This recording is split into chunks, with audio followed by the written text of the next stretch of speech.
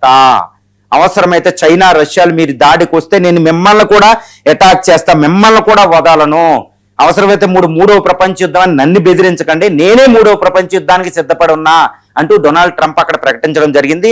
Minute man ప్రయోగం, ఒక క్షిపణి ఐసీబీఎం ప్రయోగం చేసి చూపించడం అంటే అది మాటలు కాదు.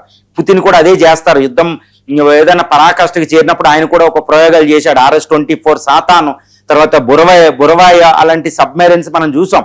అలాంటి న్యూక్లియర్ మిసైల్స్ పుతిన్ ప్రయోగించడం గత 4 years లో డజన్ల కొద్దీ చూసాం. ఇప్పుడు అమెరికా కూడా అదే చేసింది. మూడవ ప్రపంచ యుద్ధానికి నేను రెడీ అని ట్రంప్ ప్రకటించడం అనమాట. ఇప్పుడు చైనా రష్యాలు వెనక్కి వెళ్లవలసిన పరిస్థితేనండి. ఎందుకంటే ఆ క్షిపణిని తట్టుకోవడం మూడవ ప్రపంచ యుద్ధం డూమ్స్ డే.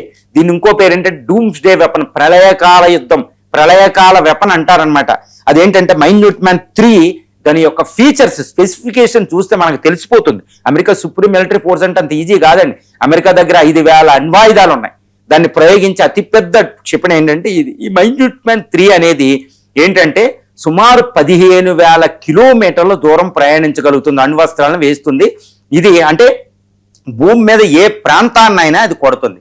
దీని స్పీడు అప్ టు మ్యాక్ 24 అండి. అంటే గంటకి 30,000 కిలోమీటర్ల వరకు అది ప్రయాణిస్తుంది. దాన్ని ఆపడం ప్రపంచంలో ఏ ఎయిర్ డిఫెన్స్ కి సాధ్యం కాదు. అది ఇంకా వస్తే అణ్వస్త్రాన్ని పేల్చినట్టే.